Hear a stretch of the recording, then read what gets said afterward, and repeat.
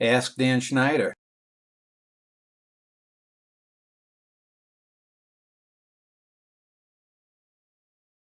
Anna asked me when I will have something published. Well, uh, I've talked about this many times. The reason I'm not published is twofold. Number one, I don't want to do subsidy publishing. I did that 30 years ago with my first book, my first long poem, and that's when you had to pay, and it was actually a physical book.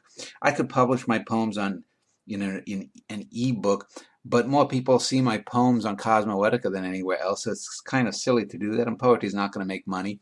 I do want to save my novels for hopefully an e-publisher or a publisher that comes along. Hopefully in a few years, these interviews and the rest of Cosmoetica will get me a high enough profile that some of these e-publishers that come along will want to publish quality stuff. Um, the difficulty is that uh, the utter amount of garbage that's being published by publishers, as well as self-published stuff, makes it almost impossible for quality to rise above, even if quality were the focus. But quality is not the focus of art, and that's the sad thing. So I probably will be some years before I publish my fiction in toto online or elsewhere. But hopefully, if there is a publisher out there, if there are people who are looking to start an e-publishing press and want someone with an established online presence, by all means contact me.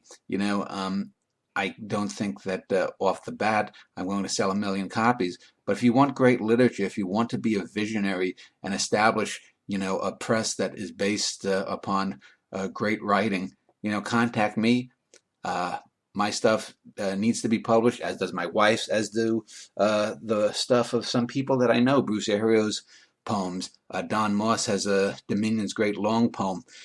So we need people like the people who are in charge of New Directions in the mid 20th century, but people who are even more dedicated to not just getting people because of their ethnicity, but because of the quality they write. So I'm willing to be published.